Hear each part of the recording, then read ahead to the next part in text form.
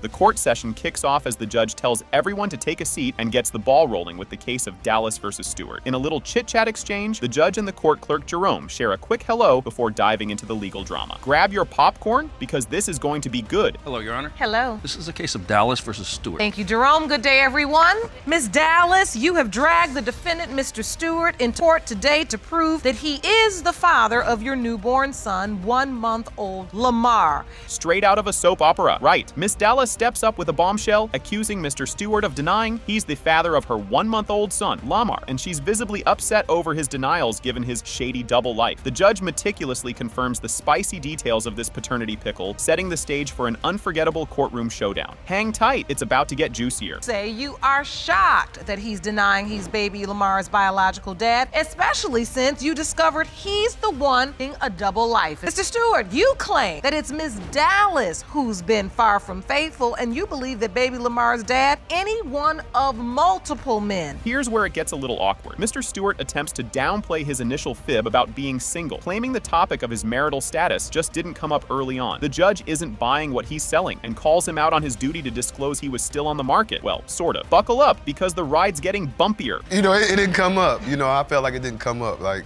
how did it not come up? It didn't. That's relevant information, is it not? Yeah, true that. Yes, Your Honor. So wait, you were basically out acting like a single man? I wouldn't act, yes. Yes, Your Honor. Sorry about that. I'm glad you just went on ahead and told the truth. You were out there acting like a single man, but you were married. Yes, Your Honor. Were you getting a divorce then? In my head, yeah, I was getting a divorce. In your head. That means you were still married. Yes. Did anyone see that twist coming? As they unpack more of Mr. Stewart's marital mess, we learn that Ms. Dallas ended up pregnant amidst the confusion about where their relationship stood. They both had wildly different takes on the seriousness of their fling, which only adds more fuel to this fiery court drama. Don't go anywhere. The revelations are just getting started. How long have you been married? 10 years. So you found out about this baby and you were happy, but you didn't have doubt at that time. If you were happy. No. He started beginning doubt. So-called my associate was telling him and his wife that I was sleeping around with multiple men when I conceived. Someone that knew you. Yeah. They start giving you information. Yeah. But it was the same friend that sent him naked pictures of herself to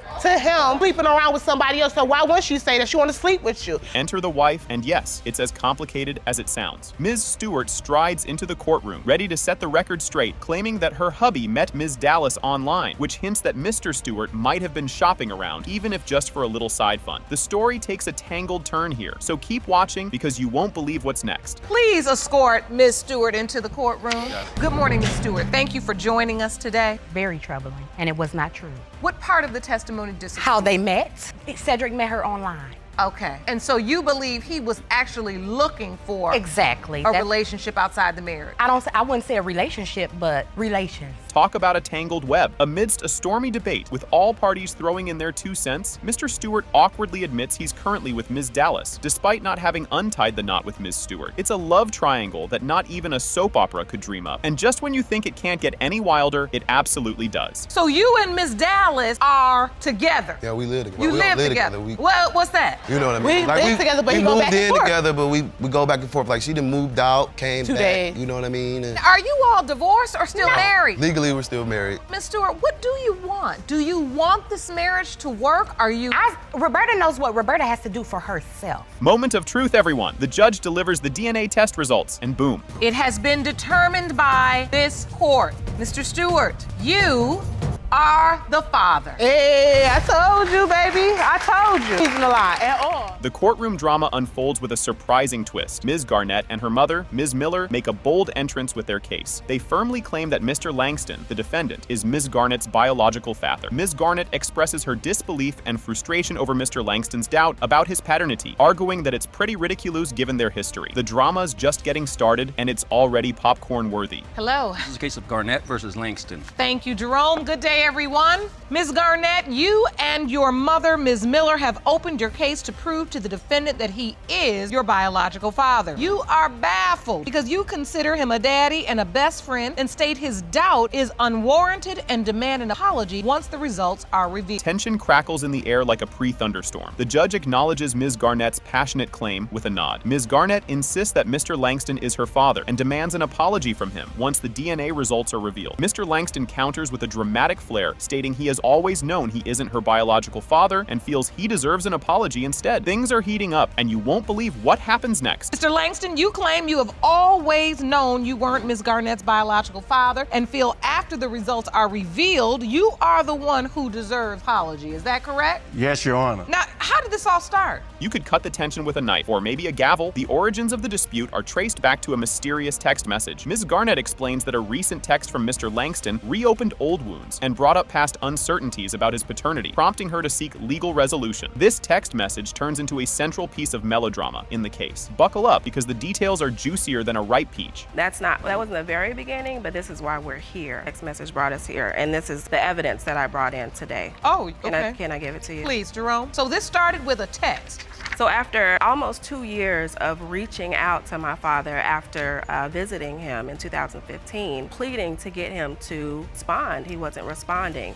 Here's where it gets even spicier. Mr. Langston takes the floor, his voice heavy with emotion, discussing his estrangement and his reasons for doubting his paternity. He recounts personal anecdotes and past suspicions that have troubled him over the years, painting a picture of a novella-level complicated relationship. The plot thickens, and you'll want to hear this next part. So why were you estranged for 2 years? What happened? We live in different states, Your Honor, but we had always been close. I went to visit him in Chicago for a funeral, and everything was great. But when I returned back home, I don't know what happened. He just cut off communication. Well, I wasn't talking to her like I normally do. Why? Because I was just harboring this gut feeling that I had read from the beginning that she's not my daughter. Tears and heartfelt confessions make their entrance. Ms. Garnett shares her emotional connection with Mr. Langston. She describes their close relationship, which blossomed as she reached adulthood, and her utter shock when Mr. Langston first voiced doubts about being her father. The emotional roller coaster doesn't stop here. There's more heart-tugging ahead. Ms. Garnett, you grew up as a daddy's girl. You say he's your best friend. He's always been my dad. I've always known him to be my dad. When I became an adult, around 21 years old, that's when we started really becoming. Years ago, when I was at the funeral with him, he had brought up for the very first time that he thought I may not have been his daughter, which blew my mind. After he vomited all this tragedy on me, he recanted and took it back. Money talks, but the drama shouts. The court hears about Mr. Langston's financial contributions. Despite his doubts, Mr. Langston reveals he paid child support for over 20 years, questioning why a DNA test wasn't conducted sooner. If you thought that was a bombshell, just wait for the fallout. When the baby was born, did Mr. Langston participate in the birth? Not at all. Did he sign the birth certificate? No. I paid child support not only 18 years, I paid it 20 years. But when They did you started start? sending me checks back for overpayment, $1,700, $800, $1,000,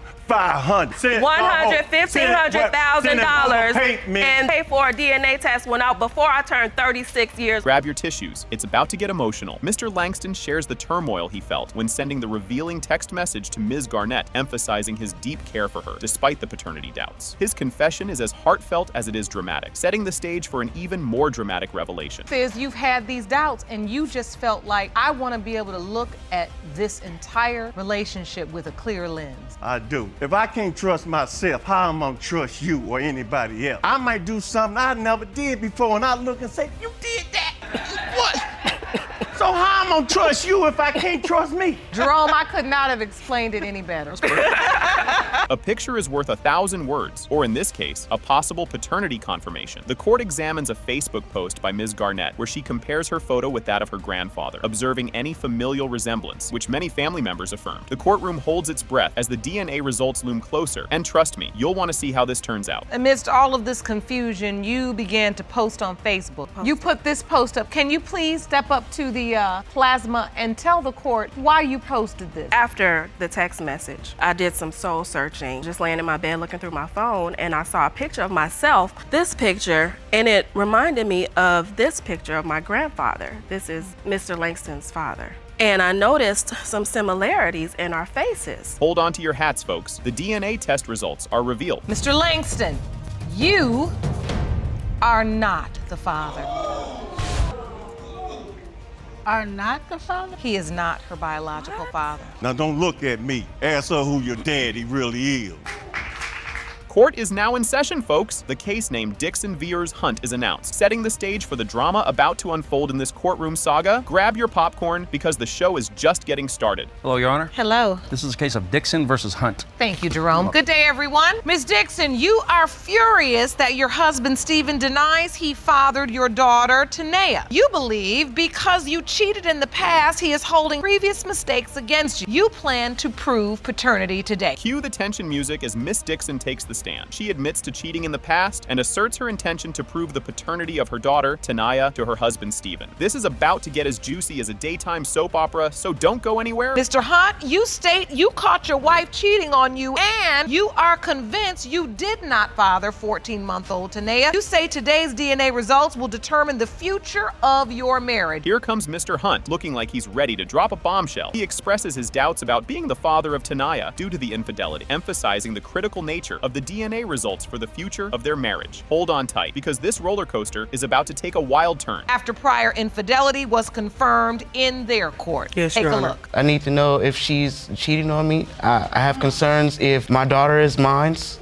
Ms. Dixon, what do you want to prove today? I mean, I know I messed up in the past, but people change. I have a direct line to Judge Lauren Lake, and this court is ordering you to appear before her to determine if Mr. Hunt is in fact the father of your 1-year-old daughter. Drama alert in the courtroom. The court hears how Mr. Hunt caught his wife cheating in a car parked outside their home. This dramatic revelation shows the extent of the betrayal and its impact on their relationship. Just when you think you've seen it all, the next revelation will knock your socks off. I'm going to give you a chance to respond, but I want Mr. Hunt to finish the story about what happened in this car. Yeah, so when I walk to the car, I hear the noises and I knock on the window and she blatantly give me the look like, and so what? You see what I'm doing? So your wife was having sex with another man in a car out front of your house? Yes. Plot twist incoming. A couple of months after the infidelity, Miss Dixon discovers she's pregnant. She informs her husband, suspecting the conception timing aligns with when they were together. Strap in, folks. The twists and turns are just getting started. How soon after that did you find out that you're pregnant? A couple of months after that happened. What happens? Who do you tell? Take me back to that day. Okay, Do you tell your I husband? told my husband And because the due dates from the time I conceived her to the time they said I was due, I didn't sleep with him. That was a one-time thing. Yeah, that's You true. know that. That's true. You had sex with this guy one time out in front of the house. Yeah. Was it protected? No. Just when you thought it was safe to go back into the water, speculation arises that Mr. Hunt's brother might be the biological father of Tanea, adding another layer of complexity to the case. This family tree is turning into a family bush. Stay tuned for what's next. Your brother could be Tanea's biological father? Possibility.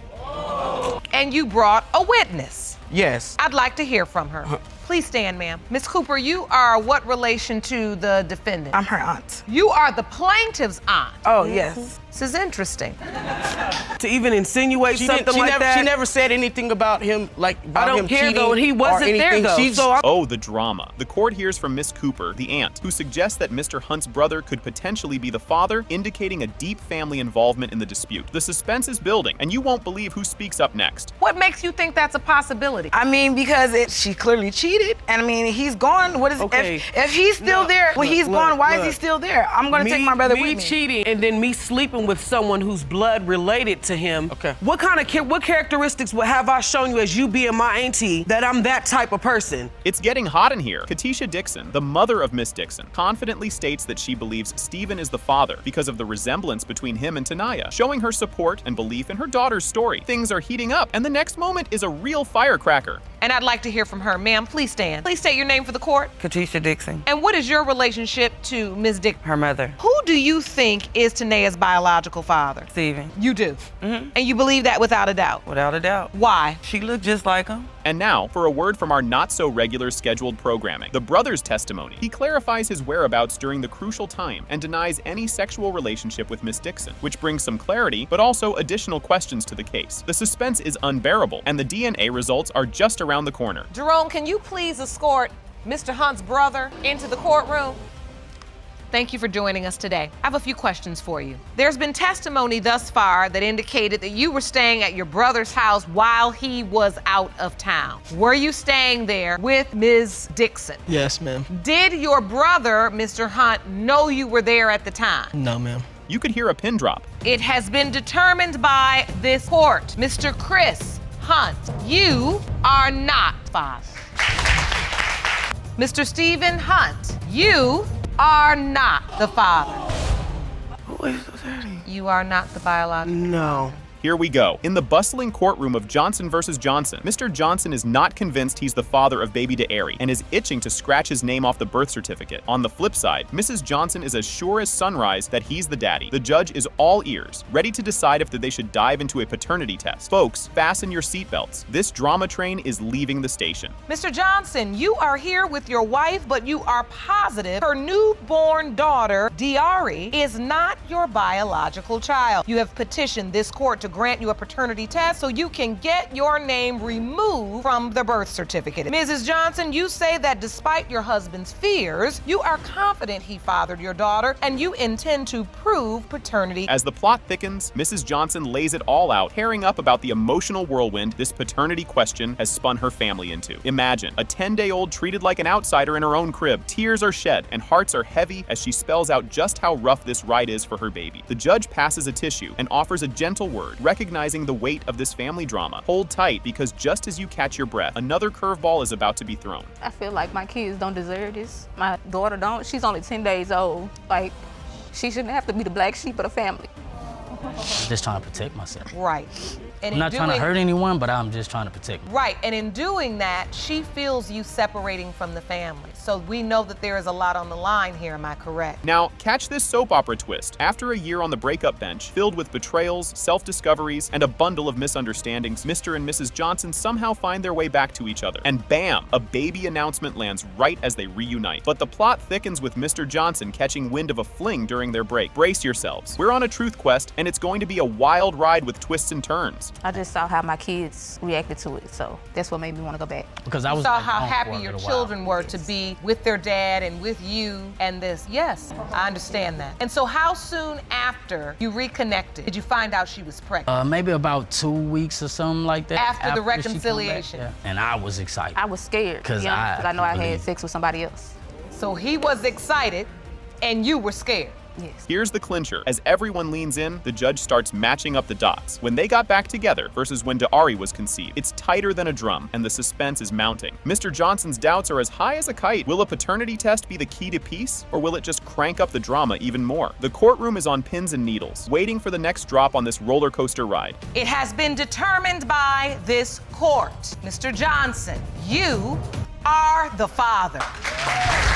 That's great news. Absolutely. Life. Somebody called a Karen? Ms. Cameron kicks things off by introducing her situation, explaining the death of her partner and the urgent need to establish paternity for her child to secure death benefits. She emphasizes how crucial these benefits are for supporting her family. It's like an episode of a soap opera, but with real-life stakes. Miss Cameron, you tragically lost the love of your life 3 years ago and now find yourself standing before me fighting that he is your child's biological father. You claim you desperately need to determine paternity so that you can file for the death benefits to support your family. Is that correct? Yes, Your Honor. Ms. Melvin throws a curveball and expresses her belief that Ms. Cameron is fibbing about the paternity of her child to unjustly snag those death benefits. She claims to have a truckload of evidence to back up her accusation. It's getting spicy now. You say your brother is not father, and you claim you have more than enough evidence to prove Miss Cameron is lying about who her child's father is. You believe she's trying to receive death benefits she is not entitled to. So, Miss Melvin, tell me, what upsets you most about the situation Miss Cameron finds herself in today? Feel the tension in the air? Ms. Cameron discusses the heavy emotional toll of the day's proceedings, emphasizing how the father's name missing from her child's birth certificate complicates her quest for death benefits. You can cut the tension with a knife. So, Yes. you say today's court date is very important. Yes, because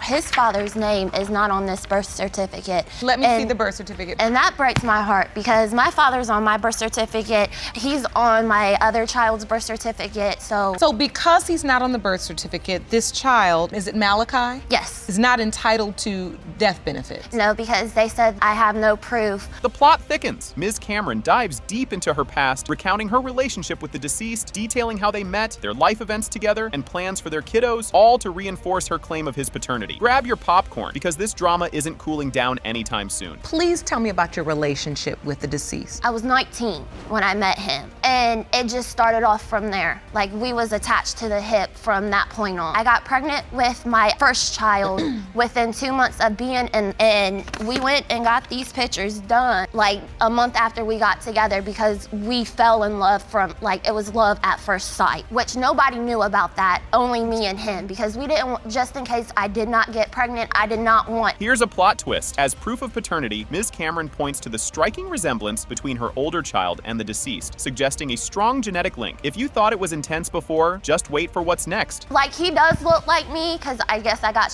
strong genes, but he looks like Jack. So you have an older child together? Yes. And then you planned for the next one? Yes, because I was like an only child, and it was not fun. I wanted someone for my other child to play with. So I went and talked to Mr. Rathert, so he was like, okay, we can go ahead and try, just let's keep it under wrap. Miss Melvin, during this time, your brother's in a relationship with Miss Cameron. You know about her, right? Correct. The drama escalates. Ms. Melvin shares a tale about the deceased doubting the paternity based on a past STD incident, cranking up the dispute over the child's paternity to a whole new level. This courtroom drama is turning into a full-blown thriller. And so I'm like, oh, okay. I said, go up there and get tested. Take her to get tested. And he said they both got treated. Made you believe she was cheating on him because of this situation. The situation. Is that what happened? I found out I had the STD when I was pregnant with my daughter. So we don't know who that came from because he was out in the streets, his lifestyle. Family began to believe you weren't just sleeping with their brother. Correct. More twists? Absolutely. Upon hearing about Ms. Cameron's pregnancy, Ms. Melvin expresses doubts and recalls her brother's shaky reaction, adding more layers to this tangled narrative. Things are about to get even more convoluted. The next week, he passed away. And how did you find out? I went downstairs to go to the bathroom, and I came back upstairs to go to bed, and he was snoring before I went downstairs, so I didn't think nothing of it. When I came back upstairs, he was not snoring. Because of the lifestyle he was living, every night I would put my hand on his back to make sure he was still breathing. At the time I put my hand on his back, he was already gone.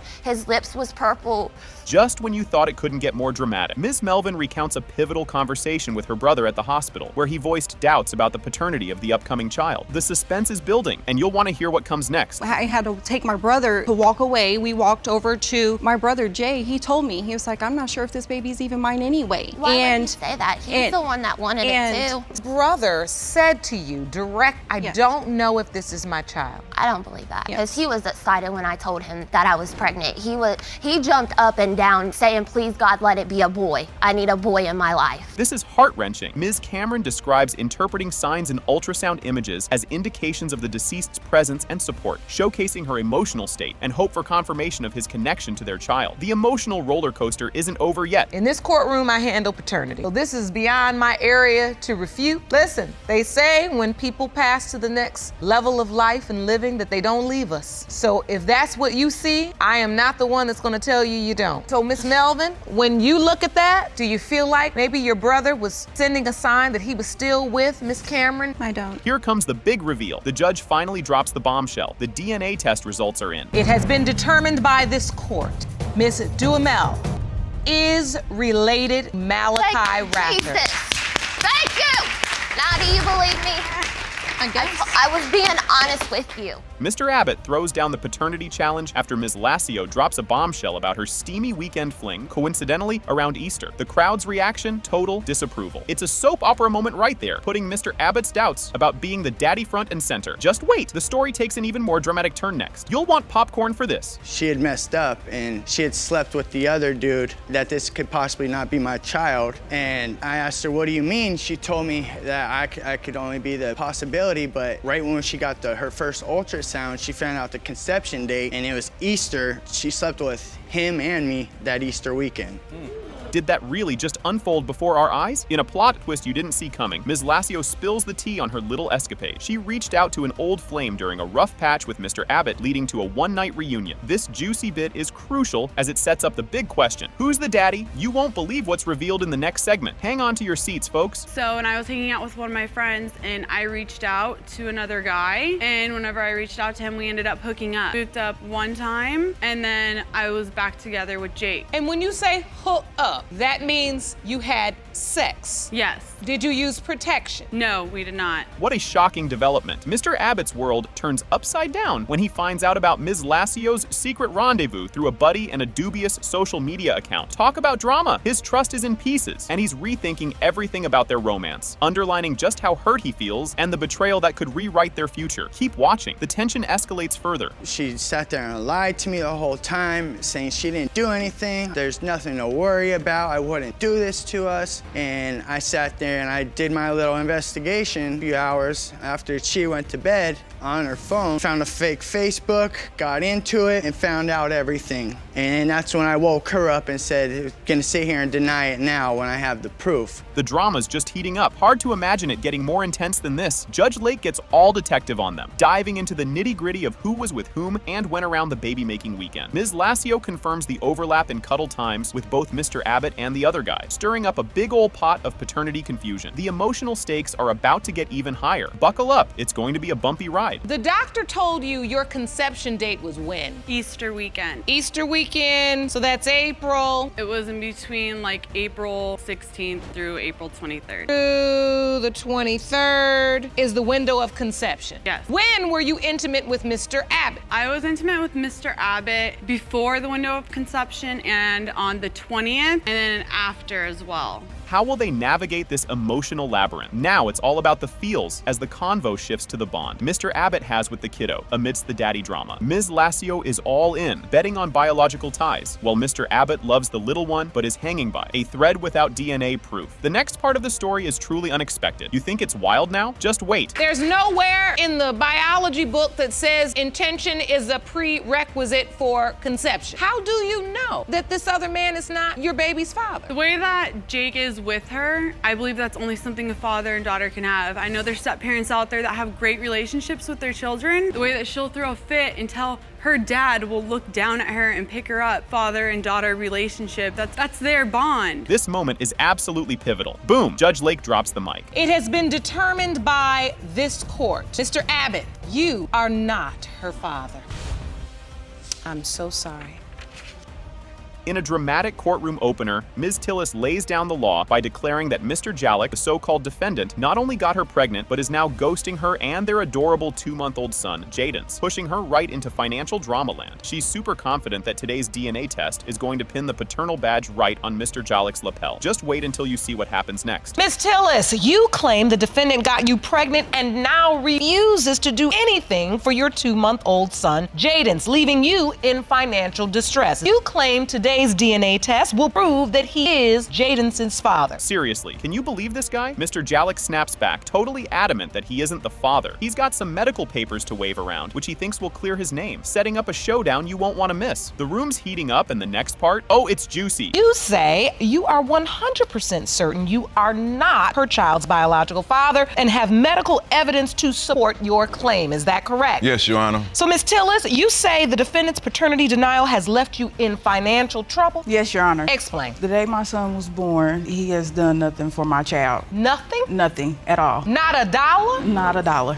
Grab your popcorn, folks. Ms. Tillis isn't holding back. She dives deep into the tough life of a single mom, battling through her postpartum blues and a shrinking wallet. It's real talk with tears and all, showing just how messy life can get behind the legalities. And guess what? It gets even more real from here. And you're doing this all by yourself? Yes, Your Honor. Tell me, how is this affected? It hurts. Before I was pregnant with Jadens, I was having issues that I told Mr. Jalik about. I was hoping that he would be there for me, but he turned his back on me. Mr. Jalik, did you turn your back on the baby? No, Your Honor. Ms. Tillis and Mr. Jalek were college buddies, starting off all casual with some friendly hair braiding sessions that turned into something, well, a bit more tangled. It's the perfect setup for today's courtroom drama. You'll want to stick around for the next chapter. I was going to college for my associates in business where I met Miss Tillis. And at that time, I had long hair, so she's at school for nursing at the time, but she's a cosmetologist also. She started braiding my hair, and she started lightweight spending nights with me at my home. I had a 3-bedroom house. because she used to come over. I moved in with him. Wait a minute, she said she moved in. Did she move in or were you just braiding and bedding? That's what it was. Right? It was both, but over time, I moved in with him. Just when you thought it couldn't get more twisted, Ms. Tillis drops a bombshell. She was sending nudes to her ex while still shacking up with Mr. Jalek. Talk about stirring the pot and complicating who the daddy might be. Don't go anywhere. This roller coaster's only going up. Why am I looking at your phone and you got nude pictures going to your ex? Why you ain't with that ex? Ms. Tillis, were you sending naked pictures to your ex while you were living in his house? I was.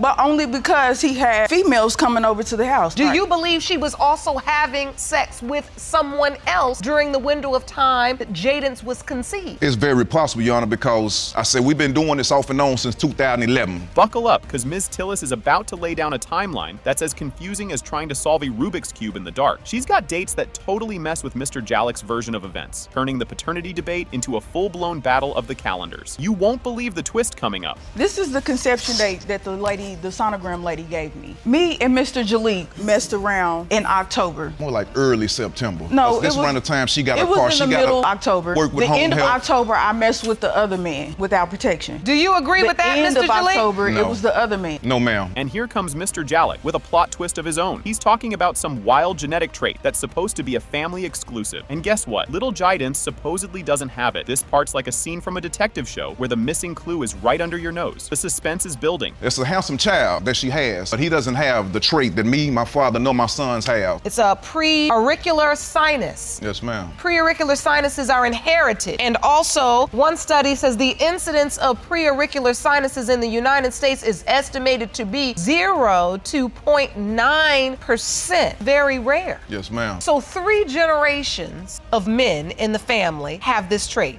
Yes, Your Honor. Enter Dr. Samantha Brown Parks, the genetic guru, who's here to throw some science into the mix. She's unpacking all the DNA stuff that could turn this case on its head. It's like a biology class, but with way more at stake. Make sure your lab goggles are on, because the results are about to explode. But I do know from the evidence you presented that it's very rare. So I'd like to bring in Dr. Samantha Brown Parks, our expert, to hear more about this. Jerome, will you please escort the doctor in? Go up on the witness stand right next to the judge. Watch your step. Hello, doctor. Hi, Your Honor. Thank you so much for joining us today. Sure. Here it comes, the moment of truth. The DNA results are in, and bam. It has been determined by this court. Mr. Jalik, you are the father. So here's the scoop. Miss Whalen admits to a relationship with Mr. LeBlanc, a married man, and claims he is the father of her 2-year-old son, Vincent. Mr. LeBlanc is determined to prove otherwise to save his marriage, while Mrs. LeBlanc states the marriage will end if the DNA test is positive. It's like a real-life soap opera, folks. Ms. Whalen, you admit you've been in a sexual relationship with Mr. LeBlanc, a married man, and claim he is the father of your 2-year-old son, Vincent Whalen. Mr. LeBlanc, you are determined to prove that you are not father of Miss Whalen's son in hopes of saving your marriage. Mrs. LeBlanc, you are at your breaking point and say if the DNA proves your husband is the father, your marriage is over. Now, get this, Miss Whalen details the moment she found out she was pregnant and shared the news with Mr. LeBlanc. He reacts with disbelief and concern about how to break the news to his wife, reflecting his anxiety and the complicated nature of their relationship. I mean, talk about drama overload. Asked me to take him. He sat on side my bed holding his head. When I took the first one, I gave it to him and it showed that I was pregnant. And he still sat there and said, oh man, this can't be true. This can't be true. You can't be pregnant. And it was only because he didn't know how he was gonna go back and tell his wife that I was pregnant. Well, he was only there for a while, though. You told him you were pregnant, you proved you it, you sleeping took the with test, and he nobody. said, oh my goodness. You wasn't so sleeping with hold nobody on. up here. Do this. You do that. Do this. Because it's like you Do this. sleep with her. Ladies, So you ladies, sleeping ladies. Plot twist incoming. Mrs. LeBlanc reveals she learned of the pregnancy through a text message from her husband, which included the phrase, I can't believe I did this to you again, hinting at past infidelities and the ongoing issues in their marriage. Yikes, that text must have been a doozy. He sent you a text. A text. No phone call. A phone call's not even good enough I for need that. to see you face to face. Can I speak with you face to face? None of that. It was through a text message. What did the text say? The text message stated, I can't believe I did this to you again. Again. Just when you thought it couldn't get any juicier, it is revealed that Mr. LeBlanc has previously fathered another child, Jaden, with Miss Whalen, indicating a recurring pattern of betrayal and complicating the family dynamics further. Seriously, this guy's making quite the habit out of this. So wait a minute, there was another time? Yes, ma'am. Prior to Vince, there was Jaden. Who's the mother of that child? I am. That's my 3-year-old. Mr. LeBlanc, really? We all make mistakes in life, some more serious than others, but to make the exact same mistake again? And that's, Your Honor, why I didn't want at that time when she was telling me about Vincent, her being pregnant with Vincent. Hold on to your hats, Keisha. Mr. LeBlanc's wife expresses doubts about Vincent's paternity, citing Miss Whalen's promiscuity and the complex emotional landscape surrounding the ongoing affair. It's like every minute there's a new bombshell. No, Your Honor, I do not. Why? Her promiscuity. Promiscuous, very promiscuous. Like I said, the male man. Not only that, you sleeping with a married man. So hold on. So why not? You ain't gotta sleep with a married man if he come to you. Why not? Hold on. He came to you because you were easy. Hold on, Miss LeBlanc. He couldn't do what he wanted to do. Is your husband's biological child. You're saying that this marriage is over? You're finally done? I'm at my breaking point. And there's more. Mrs. LeBlanc articulates her exhaustion and despair, signaling that she is close to ending the marriage if the paternity test for Vincent is affirmative, underscoring her emotional turmoil. Stay tuned, because this roller coaster hasn't hit the brakes yet. You all have children together as well, am I correct? Yes, Your Honor. How many children do you have? 2. So you say you are at the point now that you would break your family up because you've just had enough. And you understand that, Mr. LeBlanc. Yes, Your Honor, I do. Is that why you're not acknowledging and claiming the paternity of Vincent the way you did Jaden, because you're afraid your wife is gonna leave? No, ma'am, it has nothing to do with that. It has nothing to do with my wife leaving. It comes about, okay, look at the name Vincent. Who is Vincent? Where'd she get the name Vincent from? Grab your popcorn. Miss Whalen's grandmother testifies, believing Mr. LeBlanc is the father based on his presence and involvement during the relevant period, adding a generational perspective to the discussion. Grandma's stepping into the ring now, folks. Did you know that already? No. You heard it in court for the first time? Yes. And now that you've heard that, does that change how you feel about the situation? Well, if she come out and he's not, Mr. LeBlanc's not the father, then I just know my granddaughter was a sneaky little hoe that bypassed me, and I didn't catch that. But I honestly don't believe that. See, whores sleep around. Whores leave their husband and go sleep with other men. Let's turn up the heat. The judge discusses the broader implications of Mr. LeBlanc's actions, focusing on the emotional and familial strain caused by his infidelities and the presence of multiple children from different relationships. It's like a telenovela with legal briefs. Ms. Whalen, I don't know how long you gonna stand around here being good time girl. Oh, I'm not. I don't know. I know you weren't sitting on the porch as a little girl playing with your dolls talking about, when I grow up, I want to be this married man's good time girl, so whenever his wife kicks him out the house, he can come over my house and we can make babies, and then that is not your dream for your life. You will never convince me of that. Here comes the mic drop moment, the climactic moment when the DNA results are read. It has been determined by this court. Mr. LeBlanc, you are the father.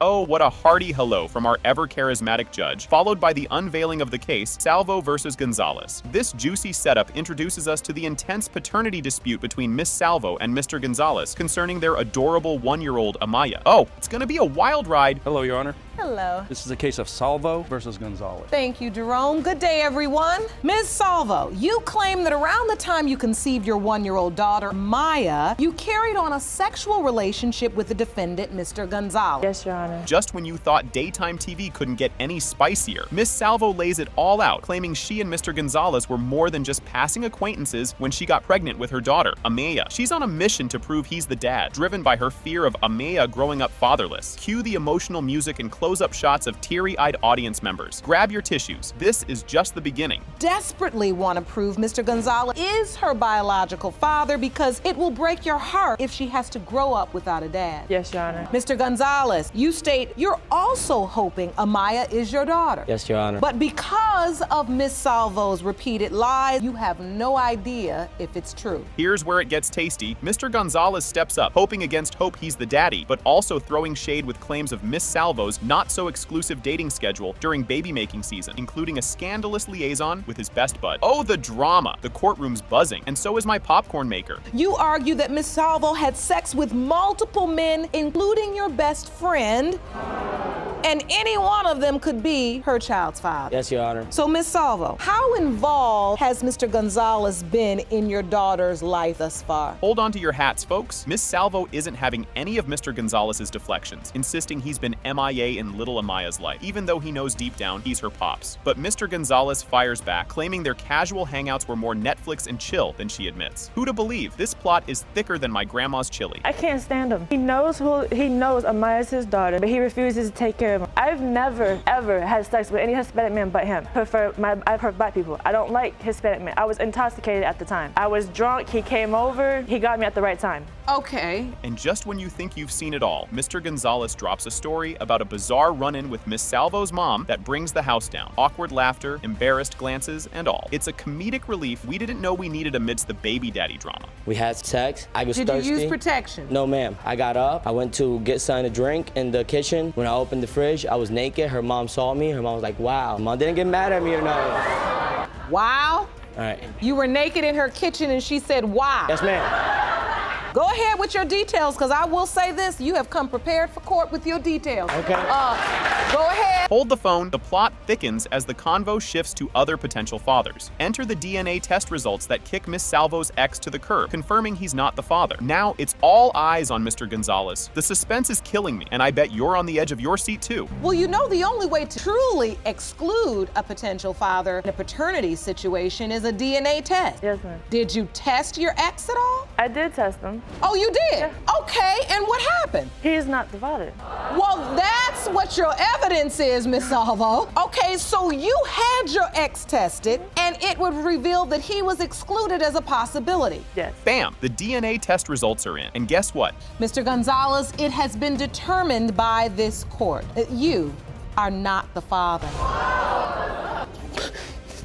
Mr. McCrory just dropped a bombshell about his doubts regarding his son Keith's paternity, all thanks to some jaw-dropping results from a previous paternity test about his daughter. Yep, you heard that right. He reveals that these doubts have thrown his marriage onto the rocky cliffs of uncertainty, emphasizing just how high the stakes are in this courtroom drama. You can almost hear the collective gasp from the crowd. What's next, you ask? Well, strap in because this roller coaster is just getting started. You have good reason to doubt your son Keith's paternity, and now your marriage is on the rise. Yes, Your Honor. Ms. McCrory, you claim your daughter's results surprised you, but you're confident your husband fathered your 3-year-old son, and you hope to prove it today. In your court papers, it says you all broke up for a few days around Keith's conception. Is that true? Yes, Your Honor. Just when you thought it couldn't get any spicier, Ms. McCrory steps up to the confession booth. She admits to a little rendezvous without protection during a temporary split with her hubby, revealing key info that throws a wrench into the already murky paternity waters regarding her son. This confession is a game changer, folks, introducing the spicy possibilities of another dad in the mix for little Keith Jr. Buckle up, because the courtroom is about to turn into a soap opera set. Did you sleep with anyone else? Were you intimate with anyone else? Yes, I was. Did you use protection? No. Had you ever told Mr. McCrory about? No, I didn't. You felt like we're broken It's up. my business. But when you get pregnant, The bed wasn't even like cold, like it was, we just broke up. Like, I mean, if me and her, you know, if something happens to her and she dies today, I'm not gonna have a new woman in the bed 3 days later because, you know, till death do us part.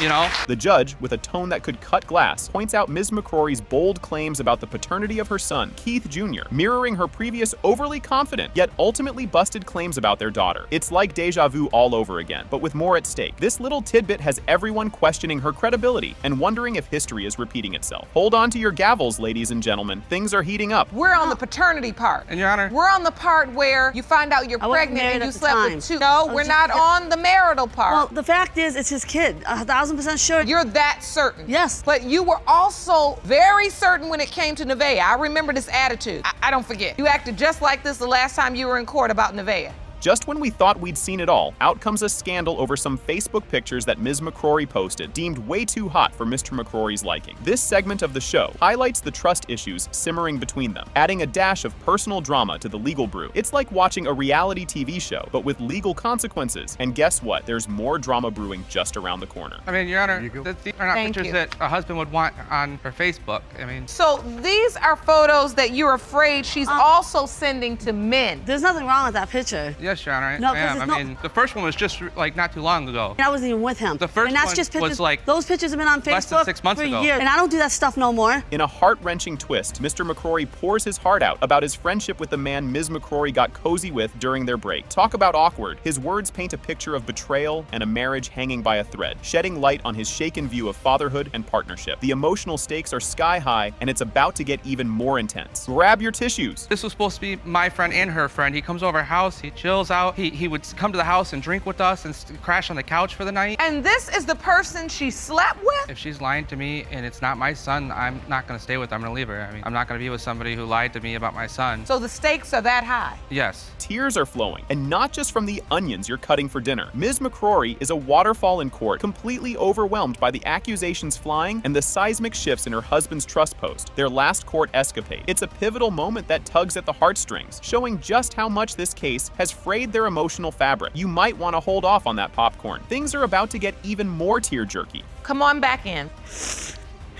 What's making you so emotional, ma'am? Because it's his kid. And what, you just feel like you're beat down by the accusations, or what, you have so much on you? Because I feel bad that I don't know who her dad is.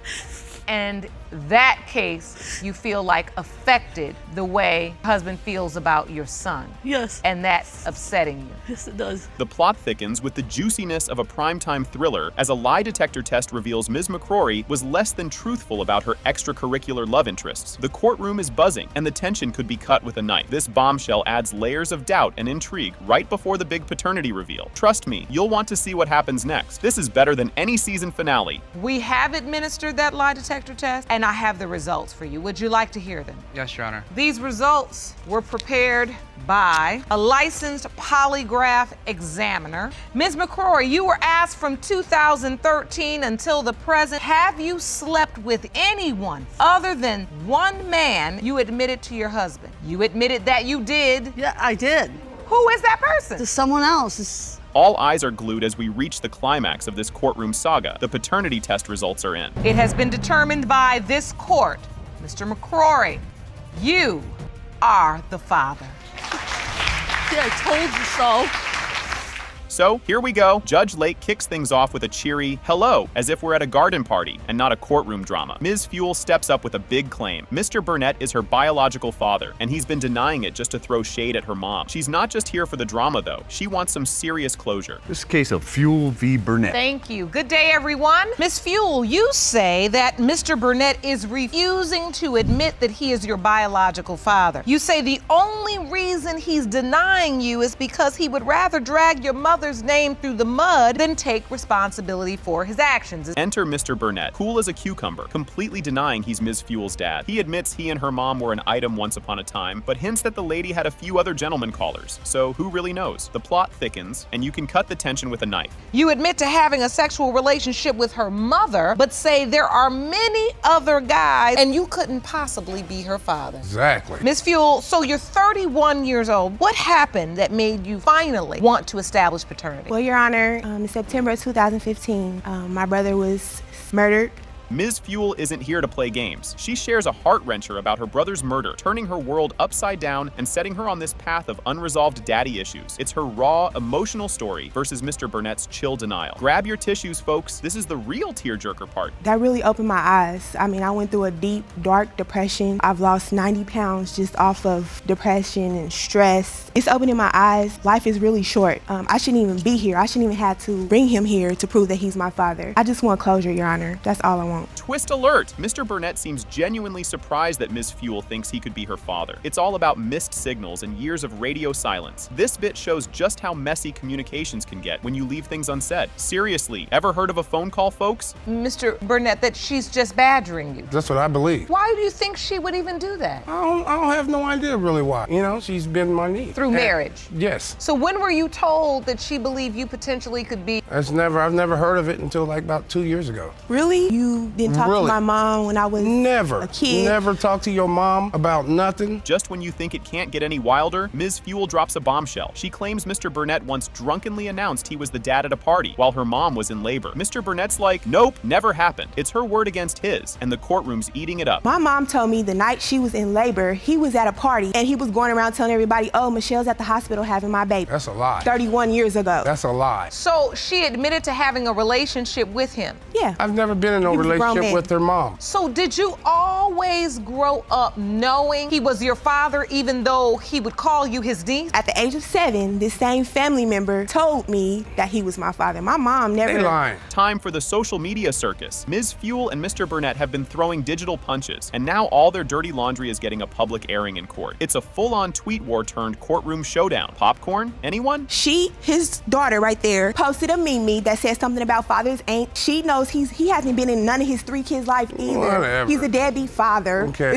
It's what I was told, and I commented 100. That's true. Does anybody have any of these messages? Ron, can you hand me that evidence, please? Here you go, Your Honor. This is after her Facebook post. The first one starts, Mr. Burnett says, stop it, Toy, there ain't no proof. Mr. Burnett plays the forgetful card, denying any and all father-daughter dance promises and claiming he never agreed to foot the bill for a DNA test. Ms. Fuel insists he's fibbing. The he said, she said gets juicier by the minute. Who needs reality TV when you have this? And have the father and daughter dance with me, but he did not show up. That's never been You said never to said me. that? No. We're under oath, right? Yeah, we sure are. I hope so. You never told me? No. You never told me you was gonna. No, she's not my daughter. Why would I show up at a father-daughter dance? Well, maybe because you were her uncle and you knew she didn't have a father. No. Did you ask him because you believe truly that he's your biological father? I didn't ask him. He offered. He said, I would be honored to have that first dance with you. Drum roll, please. The DNA results are in. Mr. Burnett, you are not her father. Apologize. I'm sorry. Sorry. It's okay. There's no apology. It's all right. Ms. Whittier steps up, full of fire, claiming Mr. Reed is the dad of her almost 2-year-old son. Mr. Reed, on the other hand, is throwing some serious shade with his medical doubts, causing all sorts of drama and chaos in their love life. Miss Whittier is on a mission, though. She's all in to prove he's the father and settle this soap opera once and for all. Hello, Your Honor. Hello. Case of Whittier versus Reed. Thank you, Jerome. Good day, everyone. Ms. Whittier, you say that you are sure Mr. Reed is the father of your 22-month-old son, Lucas, but the defendant's paternity doubts have led to confiding and tension in your relationship. Now, hold up, this next bit is juicy. Mr. Reed dives deep, sharing his emotional roller coaster over his bond with little Lucas. But those pesky doubts about being the bio dad are gnawing at him. Picture this. Their romance kicked off like a scene from a movie, with Mr. Reed playing hero during a faux drowning mishap. Talk about an icebreaker. They've had their ups and downs, including Mr. Reed taking a timeout from the relationship, leaving both of them in a sea of emotion. Mr. Reed, you believe it is medically impossible that you are Lucas's father. You say you bonded with him at birth and have taken care of him and loved him every time you look at Lucas. All right, Ms. Whittier, if Mr. Reed didn't have this doubt, where do you think the two of you would be right now? I think we would be married, moving on with our lives. The conflict that constantly drags our family down. Just when you thought it couldn't get spicier, enter the ex with a vengeance. Ms. Whittier's former flame throws in a scandalous twist by sending a racy video, cranking up Mr. Reed's jealousy to 11. This guy starts thinking the worst, fueled by neighborhood gossip, leading him to bounce and shack up with an old flame who, let's just say, isn't on team paternity. All the while, Miss Whittier is dealing with some serious baby drama that's putting their future on the line. Jumps in the pool, so I'm laying in a lawn chair, tan on. And here she goes. I look up, she's in the pool, and I'm right behind her, and I come up looking for her. She's swimming around. That's so cute. It's adorable. I love that child also. You obviously introduced yourself to your real-life superhero. Yes. We had dinner later that night. Didn't see each other for about a week. He was there for a reason and I couldn't get him off my mind. So I called and we spent quite a bit of time together. Breathe deep, because here comes a real nail biter. After dodging a major health scare with a blood clot, Ms. Whittier's pregnancy goes DEFCON 1, high risk style. Mr. Reed, maybe feeling a pang of guilt or heroics, comes rushing back to play the supportive partner through a super tense hospital vigil. Enter baby Lucas, arriving in a storm of stress and sporting a rare case of albinism, which has Mr. Reed scratching his head because nobody in his family photo album is flipping through albino genetics. genetics. Meanwhile, there's a legal mess because Ms. Whittier's still technically hitched to another guy. Drama, drama, drama. They keep trying to skip over the part I'm asking about. So you're pregnant now. Your ex sends you a picture, a text. It was a video. Video? Yeah. Yeah. What was in the video, And, Mr. like, Reed? he was having sex with somebody. Outright, it showed everything. Your ex sent a video of him having sex with somebody else. Yeah, I think he was trying to make me jealous and make me come back to him. Are you keeping up? Because it's about to get even wilder. In the courtroom, some brainiac on albinism lays down the genetic law, throwing everyone for a loop on what it means for little Lucas. Mr. Reed's still on the fence, even with all the science talk, but the air's thick with emotion as both parents tangle with what all this means for their pint-sized plot twist. Stick around, the real bombshell is just around the corner. So Mr. Reed was not able to put his name on the birth certificate because by law, your husband is presumed to be father of the child. A man I have Yes, never Your laid Honor. eyes on. So they put your husband's name on They Lucas's. put unknown because I wouldn't give them my husband's name. I left my husband and haven't been in contact with him. But you're not legally divorced. No. And now, for the grand finale, grab your tissues. The DNA results. It has been determined by this court. Mr. Reed, you are the father.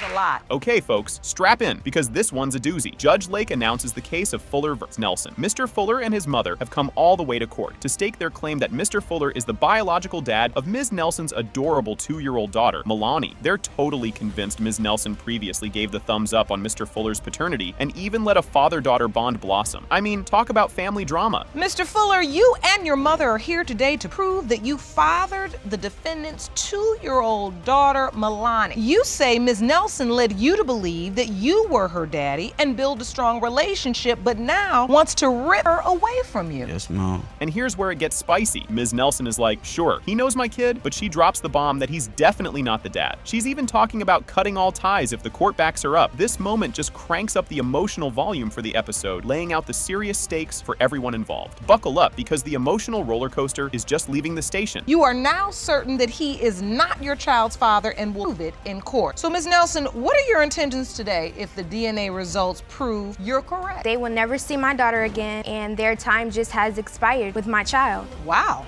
That's kind of harsh considering they have a relationship with her, isn't it? Hold up, what's this now? Mr. Fuller dives into his tale about the bond he's got with Milani, talking about how Ms. Nelson let the kiddo crash at his place overnight. That's big, right? Shows a heap of trust and relationship building mojo between Mr. Fuller and the little tyke at that time. You'll want to stick around to see how this plays out. I got a bond with Milani. She'll bring her hair to me. She'll let her stay the night and everything for about 3 months. Not 3 months. I'm positive. You sure? I'm positive. Have you allowed Milani to spend the night with I have allowed her to spend the night with me. We have this baby 2 to 3 months. You guys had her for whenever a few she weeks. need us to leave. You had her for a few weeks. Day one when this girl called me, I said, oh, I'm a grandmother. I said, I never called you. Nelson, I never even had your number to get in contact with you. Get this, Ms. Nelson had to slide into Mr. Fuller's Facebook DMs to drop the news about the pregnancy after he ghosted her calls. Ouch, right? This whole not talking directly thing just throws another wrench into the gears of this paternity puzzle. Keep your eyes peeled, because the twists are just getting started. Say you never called his mother. She called Never called his mother. I didn't even have his mother's number. She called my phone and said she was pregnant. When she had to go to the appointments, she called and let us know too.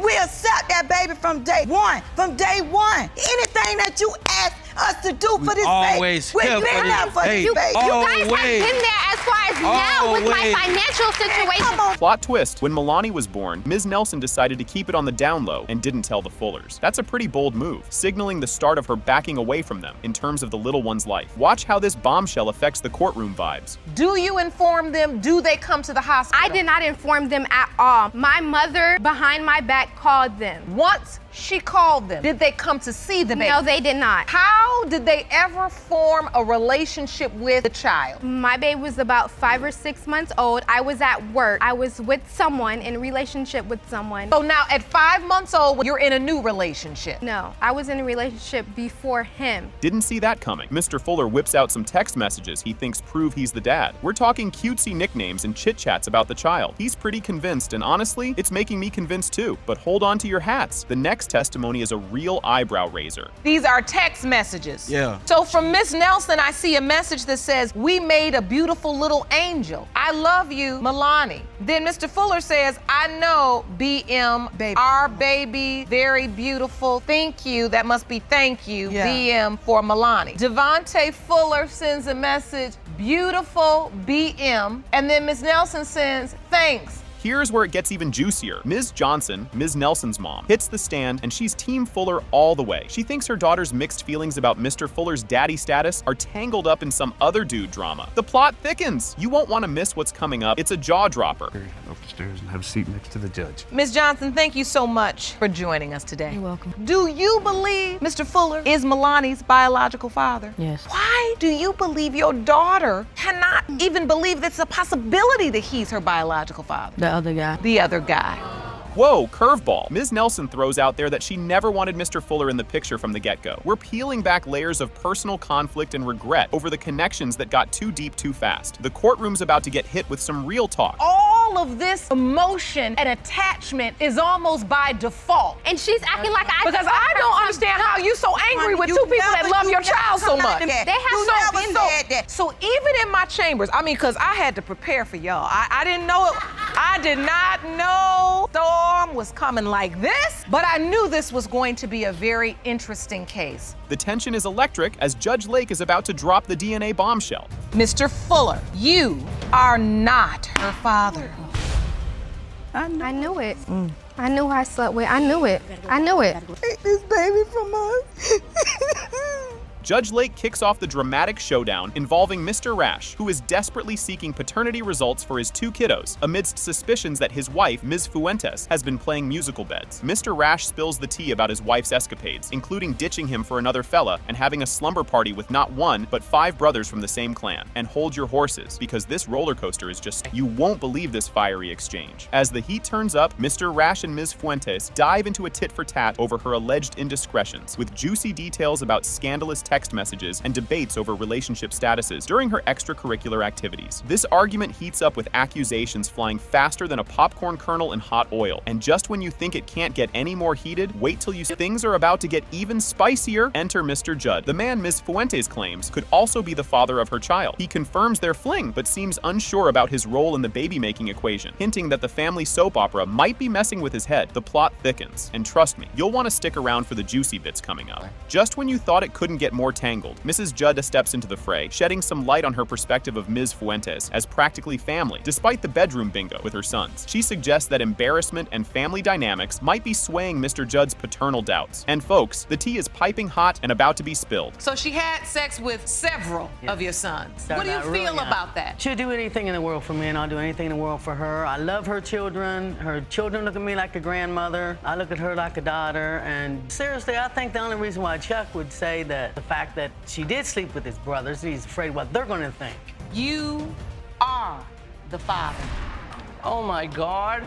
Judge Lake is setting the stage, laying out the stakes as Mr. Moses gears up to prove he's the dad of adorable 1-year-old Lamaya, despite Ms. Lytle's shake-your-head denials. Mr. Moses is not just here for a cameo, he's all in, fighting for custody and showing off his fatherhood badge with pride. The drama meter is just getting cranked up. Mr. Moses, you've summoned Ms. Lytle to court to prove that you fathered her 1-year-old daughter, Lamaya. And you say Ms. Lytle denies that you're the father because you want to fight for custody. Ms. Lytle, you claim you want this paternity dispute to be over just like your relationship, and hope once the DNA results are revealed, you won't ever have to see Mr. Moses again. That's correct, Your Honor. Get this, Mr. Moses went full commitment mode, signing the birth certificate because he truly believed Lamaya was his. But plot twist, Ms. Lytle later tossed in a curveball with claims of another potential dad. Oh, and Mr. Moses, he didn't just show up, he named the baby. Talk about being emotionally invested right from the get-go. Buckle up, because this ride's about to get bumpier. I signed the birth certificate. Let me see that birth certificate. So wait a minute, Mr. Moses, you signed the birth certificate. You believe this is your baby? Yes. You Lameek, this Lamaya. Your Honor, you all go together. I named my child. She named after. You're on the birth name. certificate. Yes. Your Honor, I told him when I was 8 months pregnant that there was a possibility that he was not the father. She say this all the time, Your Honor. Did anyone else's jaw just drop? Ms. Lytle just dropped a bombshell by admitting she had a fling with her ex around the baby-making time. This revelation adds layers of soap opera-worthy complexity to the paternity puzzle, spinning a web of personal histories and murky fatherhood claims. It's like a daytime TV cliffhanger, but you don't have to wait for the commercials to end to see what happens next. Time, Your Honor. She was dating her ex-boyfriend. They've been sexing for however long. No. Never got pregnant. Soon as she come dealing with me, she's pregnant. A month, 2 months later. How is not my baby? How do you know it's your baby if she's been dealing with this guy the whole time, even when she was with you? No, she wasn't. I only dealt with him one time when I was with him, around the time that I got pregnant, Your Honor. Talk about being there when it counts. Let's rewind to the hospital scene where Mr. Moses was more than just a supportive figure. He was hands-on during Lamia's entry into the world and stuck around for those oh-so-important first days. His commitment shines like a beacon through the fog of this paternity dispute. Stay tuned, because there's more heart-tugging drama just around the corner. Who stayed there all 3 days in the hospital? You did. Me. But Who the baby came home with the first day she came home? And she came home with you, but still. What part I'm not there for? My daughter look right there, the birth. And Mr. Moses, I can see this makes you emotional when you talk about it, because you love this baby. I do. That's my daughter. Until these results say otherwise, that's my daughter. And you say you were led to believe she's yours. That's what you were told? Yeah. Oh, she's just beautiful. Thank you. That's my baby. Yeah, that's my baby. This is so cute. Oh, the emotional roller coaster. Just when you think Mr. Moses might catch a break, Ms. Lytle throws another wrench into the works, flipping her paternity stance whenever the wind and their relationship changes. It's more than just a paternity test. It's a test of patience and persistence. What's coming up? Even more twists that you'll need to see to believe. I told you that before. I had the baby, though, so you have to let him finish a sentence. But she tells me this off and on. If you're gonna tell me something, you stick to it. You know what I mean? Don't be on the fence. You know what I mean? Oh, we on good terms now. Come get your daughter. Come. You know what I mean? Oh, I don't like you now. No, can't get her. Stick to one side. And in comes Mr. Green, the other contender in the Who's Your Daddy saga, summoned to the stage by Judge Lake. His testimony could turn the tables, or just add more seasoning to this already spicy story. It's like the final episode of your favorite series, where everything could change in a moment. Grab your popcorn, because this is about to get epic. I get it now. Your ex, Mr. Green, is here. I'd like to hear from him. Ron, will you please escort Mr. Green in? Yes, ma'am. So let me make sure I have an understanding of this. She came and told you, I'm pregnant. Well, you all been dealing with each other. She says you're her ex. But once she told you that, she also admitted openly Mr. Moses also was a potential father. And then she added, but he's stepping up to the plate. He stepped up. And boom goes the dynamite. DNA results are in, and Mr. Green takes the fatherhood trophy home. This isn't just a paternity reveal, it's a plot twist that could spin off into its own series. Poor Mr. Moses, whose fatherly dreams just took a nosedive. But don't go anywhere yet. There's an emotional epilogue you won't want to miss as we see how everyone picks up the pieces. It has been determined by this court. The biological father is Mr. Green. You are the father. Can you believe this twist? Mr. Thompson spills the beans on his growing doubts about the paternity of his 4-month-old son, Micah. He's tangled up in worries about his wife's faithfulness and is really hoping Micah is his kiddo. But man, the doubt is real. So here he is, throwing down his heartache in court. Brace yourself, because this drama is just heating up. Your wife has a newborn, 4-month-old Micah Pate Thompson, who you hope is your baby, but say your doubts are overwhelming. Mrs. Pate Thompson, you hope and pray the results reveal that your husband is Micah's father for the sake of your family and your marriage. Is that correct? Yes, Your Honor. Mr. Thompson, tell us about the current status of your relationship. Seriously, talk about a plot twist. Mr. Thompson lays out the cold, hard truth about the nosedive his marriage has taken. They're rocking separate bedrooms, and the love life is on a serious hiatus. This emotional frostiness and the whole no-cuddle situation are feeding his paternity paranoia big time. And guess what? It only gets more tangled from here. We don't sleep in the same bedroom. We haven't slept in the same bedroom in years. We haven't had sex probably in about 7-8 months, and it's just, she don't like to cook, she don't like to clean, she don't like to work. It's a lot going on other than Micah. So it's, like I said, every marriage is not perfect, but it's just. Wow, did you feel that? In a super raw moment, Mr. Thompson lays it all out there, confessing his deepest hope that Micah is truly his son despite the roller coaster his marriage is riding. The fear of playing dad to someone else's kid is gnawing at him, yet he's all in for this little guy, no matter what the DNA carnival reveals. Stick around. The emotional roller coaster takes another dive soon. You want this baby to be your biological child, but you truly doubt. I would love for him to be my son.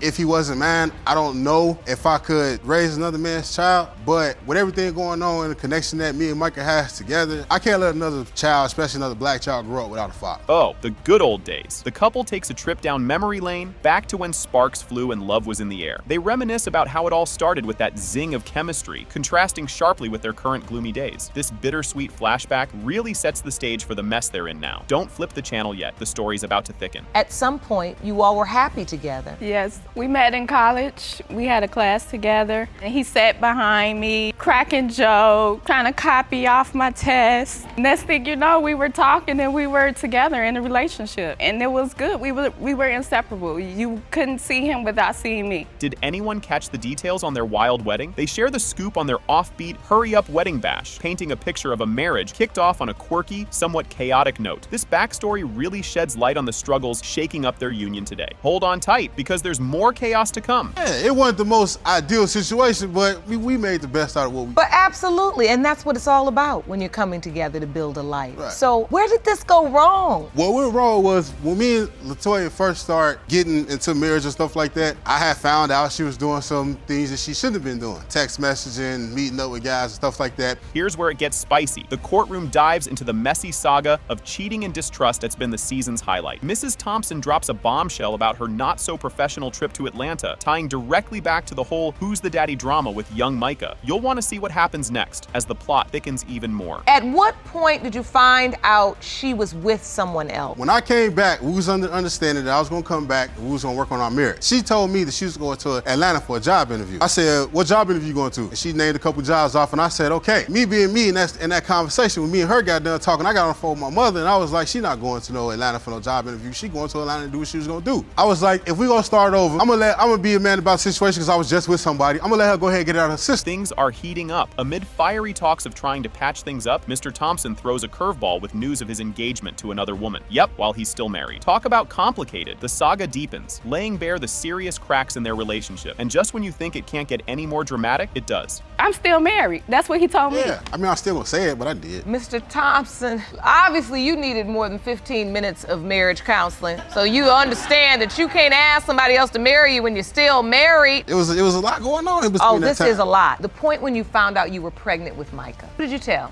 The first person I told was the other guy. You did? Yes. The timeline and the way the conception and everything, I was thinking it was the other guy. No one saw this coming. The climax hits as the DNA test results are finally unveiled in court. It has been determined by this court, Mr. Thompson, you are not the father.